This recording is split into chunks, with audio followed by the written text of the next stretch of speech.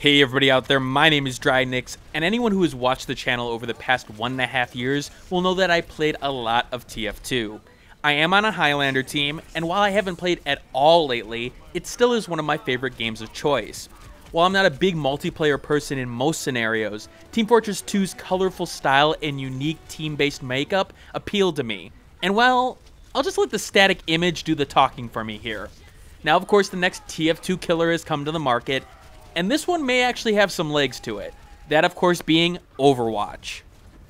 Considering this is the game I'll be playing using a good amount of my free time, I figured that it would behoove me to make some content with it. Now granted, free time is a little bit misleading here, considering I work at this job pretty much 7 days a week to try to get it off the ground. But playing for fun is necessary.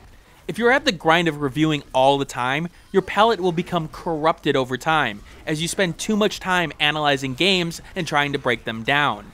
I do believe a balance is important there to refresh the palate. So I've decided to do a weekly Overwatch series, only because hey, I can use the footage to my advantage, and I can talk about the game in some depth. I do have a bit of insight playing TF2 for so many years, and while I do love what Overwatch is attempting to do, I can see several problems on the horizon for the game.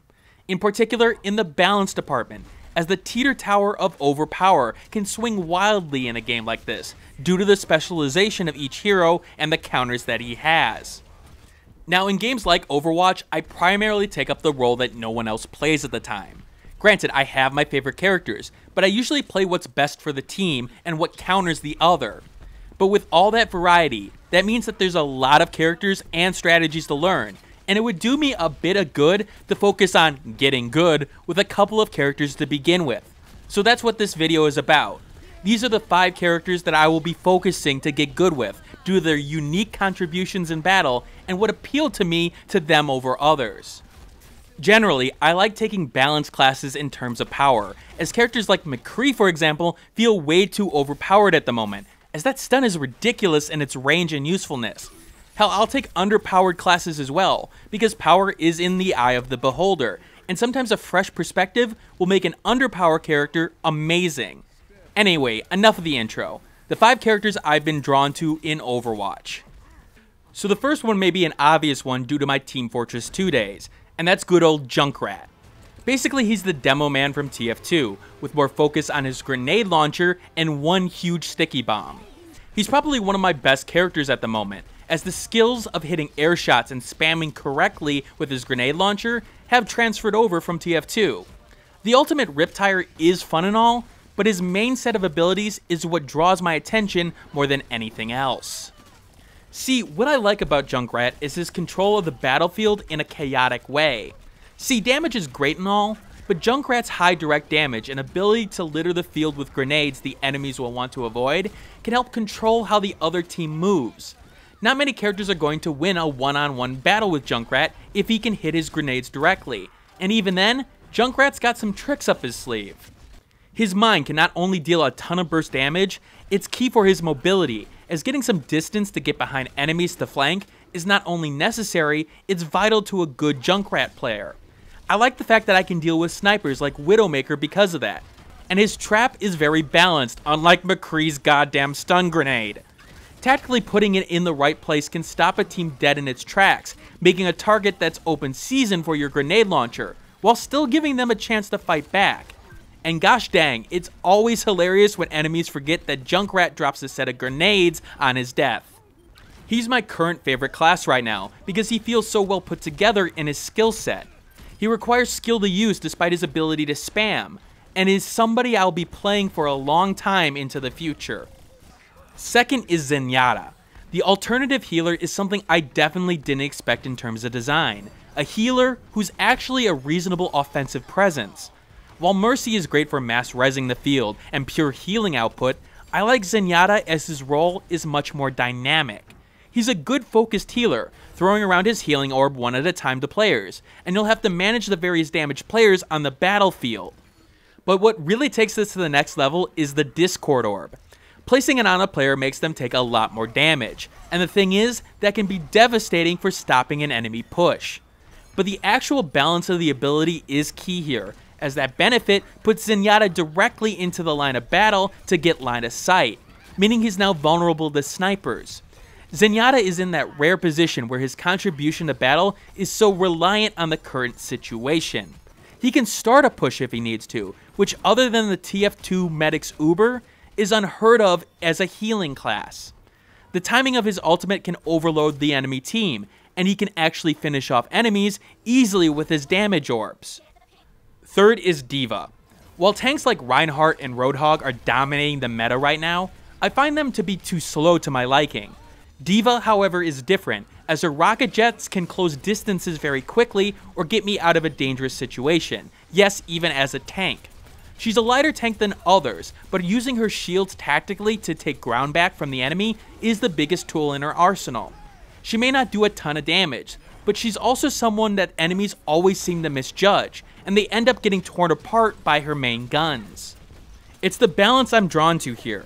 D.Va has to adapt more than any other tank in my opinion. She can't take too much direct damage without losing her mech, but she can also move around to deal with enemy flankers and be a real pain in the ass.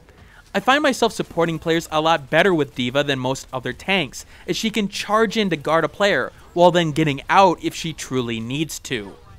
I also like the exploding mech element. D.Va having to go on foot and being a lot weaker than other characters, but still usable, is a nice touch.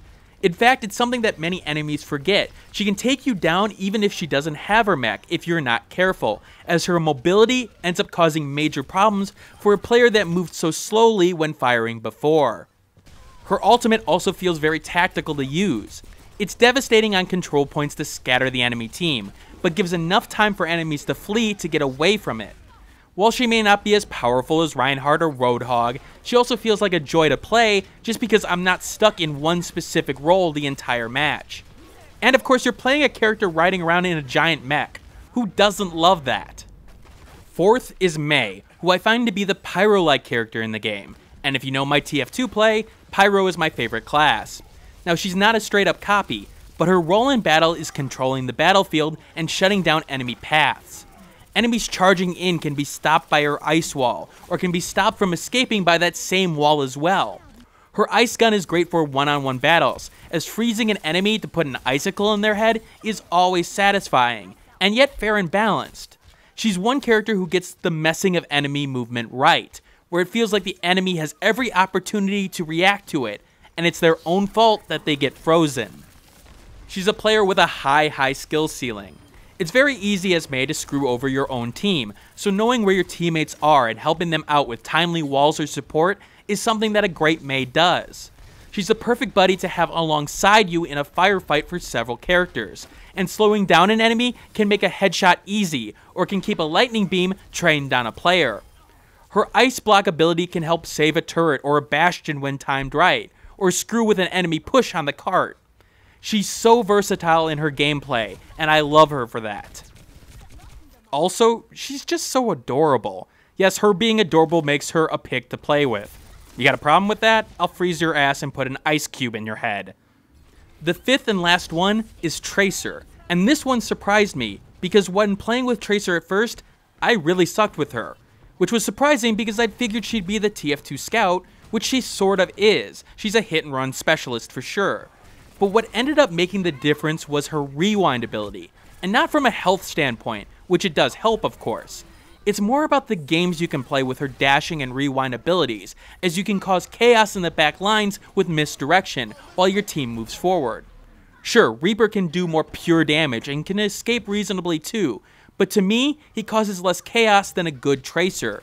He can't get out as quickly and can easily be tracked, but a Tracer with 3 dashes up can get in, take a bite out of you, and then disappear before you've got the chance to pinpoint where she is. And I really enjoy that. What I have to get good with is aiming with her weapons. Her SMG-like burst can be all over the place, as I haven't gotten used to what distance is best for getting the most out of her guns.